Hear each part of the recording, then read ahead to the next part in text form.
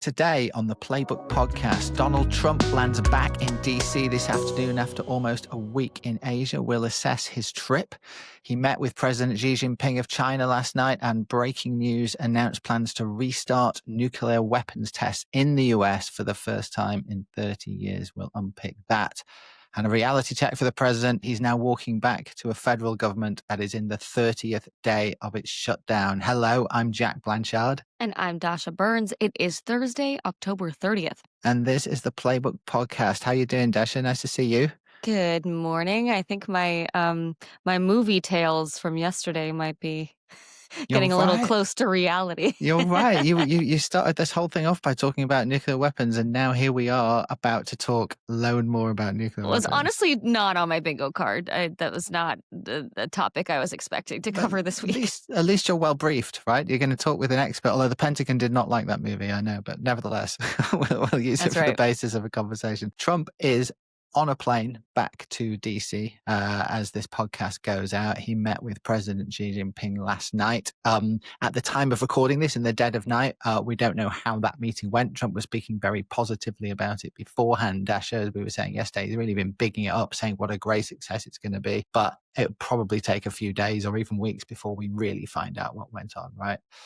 You know what it's like. Journalists like to unpick exactly what went on inside the room, and that involves a lot of text messages and a lot of private conversations. You know what my schedule's going to be full of for the coming days. Yeah, exactly. So we'll see how that pans out. But what we do know is that Donald Trump, well, I was going to say dropped a bomb just before he went in, and that's probably terrible language to use. But, yeah, I don't know if that's terrible or perfect. I mean, let's be clear about the significance of the timing here. Minutes before he walks into this high stakes meeting with our adversary that he's been building up. And as you mentioned, he's been setting pretty high expectations here just before he drops his Truth Social post. Yeah, not a coincidence, the timing, obviously. And he hadn't been talking about nuclear weapons on this trip at all, except for talking about nuclear submarines for South Korea yesterday. He suddenly makes this announcement on Truth Social, starts off saying the United States has more nuclear weapons than any other country,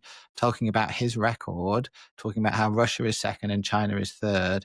And then says on China, but will be even within 5 years. And then the crucial bit, because of other countries' testing programs, Trump wrote, I have instructed the Department of War to start testing our nuclear weapons on an equal basis. That process will begin immediately. Now, the United States has not carried out a sort of live nuclear weapons test, Dasha, since the early 1990s. When they used to do them quite a lot back in the day in Nevada. But it's not really a thing we do anymore. It's not a thing that's happened since 1992 in this country. The weird thing is, it's not a thing that Russia and China do either. Well, China hasn't done one since, 1996, right? None of these major powers have been testing nuclear weapons properly since the 1990s. There's been a sort of agreement that this is a bad idea. North Korea has done it in the 21st century, but none of the three major powers that he is referencing. So the post is slightly confusing. He talked about testing our nuclear weapons on an equal basis. With whom? Right. Exactly. Yeah. But there has been movement in the nuclear weapon world, right? China has been massively expanding its arsenal over the last few years. And Russia has been testing. Sure has. It's not been testing full nuclear explosions, but testing new types of weapons that use nuclear power. And we've seen several of them just in the past week. And again, timing not as coincidence, Dasha, because of course, the past week is when Russia and the United States fell out again, when Vladimir Putin and Trump suddenly not friends anymore. So this is how we signal to each other now what we're doing with our nuclear arsenals. These things are done as to send a message, and they're as much about diplomacy, or partly about diplomacy, as they are about actually testing these weapons. Yeah, and as we've been working to become experts in nuclear science and politics, it was a nuclear-powered and nuclear-capable cruise missile that Russia recently tested. So we had that one last week. They also did some nuclear launch drills, which is obviously not the same as they're doing an actual nuclear launch last week. But then yesterday there was another one, a successful test of a nuclear-powered, what they called a super torpedo.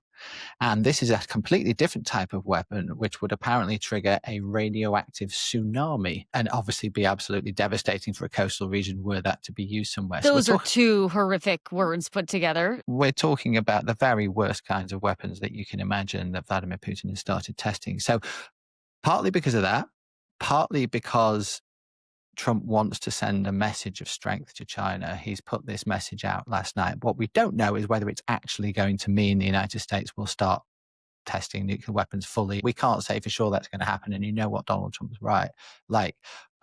But he's putting it out there. He's moved the United States' position on this. And I guess the real idea is sort of to throw President Xi off kilter a bit. You know, he spent a lot of time prepping for a meeting like that, thinking about your talking points, thinking about how you're going to approach the President of the United States. And 5 minutes before you walk into the meeting, one of your aides shows you a phone with a Truth Social post on it. And you're like, oh, right, now we have to talk about this. And that's kind of, you know, it's a negotiating thing as much as anything else, right?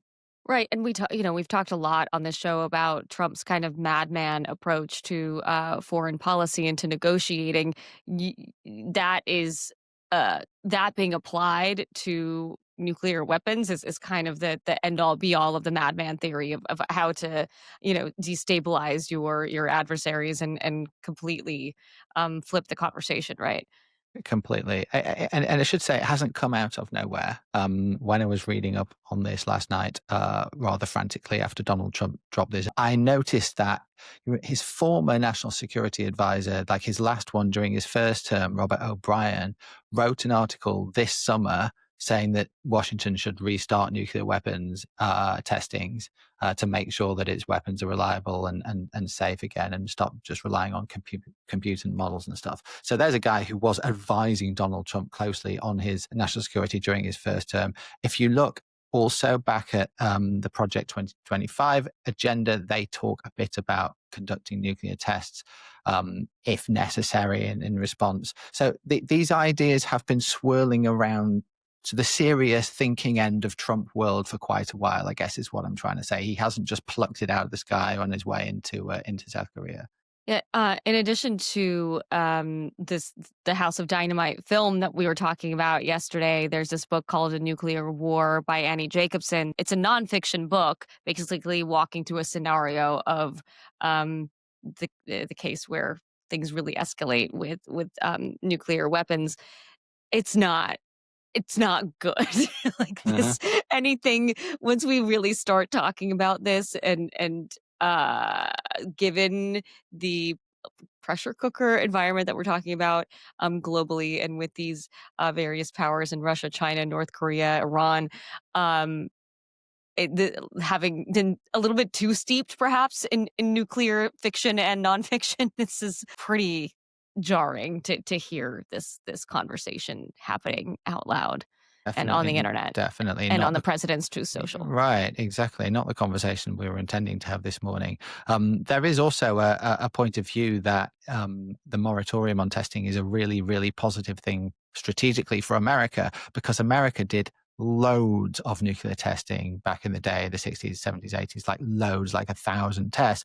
Most countries have hardly done any at all who hold nuclear weapons, and therefore the US is out in front here. And if we suddenly trigger a big scramble of lots and lots of countries testing nuclear weapons, then the US starts to lose some of that strategic advantage. But again, we won't know for a while what happened in the room between those two leaders, but It will be really interesting to see how this did and does change the conversation and how Trump is thinking about that lever of power here. Yes. Yeah, totally. We knew that there were other things they were planning to talk about. Talked about them on the podcast all week: fentanyl, trade tariffs, rare earth, TikTok. And it might be that we start to see some further announcements on that. Should we talk about the trip generally? I was sort of looking back at how it's gone. I feel like it's been entertaining to watch from afar, if nothing else. It has a very a different kind of like pomp and circumstance and ceremony, but still something Trump really loves. I mean, I think for this trip, he set expectations like quite high all around, including with this Xi meeting. I mean, I've been surprised, given how much he had downplayed expectations with the Putin summit and everything happening in Europe, for his relationships across the board in Asia, including this really tense one with Xi. He's obviously very quickly forged a strong alliance in Japan with the new prime minister there. And he came home clutching a piece of paper that says that he's signed another peace agreement. I'm not entirely sure how much that was all down to Donald Trump, but nevertheless, he can put it on his rostrum of all the peace agreements that he's submitting to the Nobel Peace Prize Committee next year. And another nomination. So I think he'll see the trip as having been a success, but he's coming back to reality now. He'll be back in DC this afternoon. He's got a Halloween party at the White House, but dare I make the obvious and terrible joke, the real horror show is just down the road in Congress. Oh. Sorry, had to be done. Well, as I said earlier, we're now entering day 30 of the shutdown. And I think with Trump back in town, there's going to suddenly be a big shift of attention onto him to say, look, you're the guy that can unlock this. And looking at what Leader Thune said to our colleagues on the Hill yesterday, it does seem like Republicans feel like we're coming to an end here. They feel like they can start to put maximum pressure on Democrats as these deadlines are going to mean people are actually impacted. And Thune has signaled openness to having conversations, I think he said pretty soon, with Democrats, and signaled that the president is open to meeting with them. But after the government reopens, I think we are going to start to see some dynamics shift here. I'm inclined to agree. And we've talked a lot on the pod this week already about how we're heading towards this November the 1st deadline. Now, of course, only 2 days away, which is a moment which is going to put pressure on both the parties to come to the table. For Republicans, over the Obamacare credits with open enrollment starting on Saturday. And of course, with the Democrats, because food aid all around the country is going to start being withdrawn from Saturday. Yeah. And again, Democrats are trying to put on this fighting posture here. Outside of Washington, you've got some governors making noise about this too. This morning, Governor Gretchen Whitmer has a letter going to President Trump from 21 different governors urging him to direct the USDA to prevent disruption to the SNAP program. So now you're seeing folks from outside of DC really getting involved and trying to put pressure on too. Right. And we'd wondered if this date might be the moment things start to move. Definitely the noises coming out of Congress yesterday were that indeed things are slowly starting to move as we approach that date. So it feels like maybe next week could be the moment that actually something happens. The government starts to reopen. 2 other things as well strike me about this moment and about next week as well, Dasha, which I'll just throw out there. I was thinking back 30 days to when this started. And we were talking about, how long might this go on for? And I remember talking about the last very long shutdown in 2018. The thing that ended it then, or people remember, is the thing that ended it was chaos at the airports, right? And we're starting to see chaos at the airports. Newark Airport came to a stop yesterday. CNN reporting dozens of airports are short-staffed. That's obviously only going to get worse. So that pressure point is now starting to tell, which of course it wasn't 30 days ago. And then the other thing is I'd always had this little pet theory that the Democrats might just want to make this the longest shutdown ever, right? Like a bit like Cory Booker did the longest filibuster ever, just to make a point. Well, it just so happens that middle of next week, this will become the longest shutdown ever. So if they push it through to Wednesday, then they will be able to say this isn't really a message for the nation so much as for the Democrats, sort of grassroots who are pushing for them to do something. Well, look, we did the longest shutdown ever.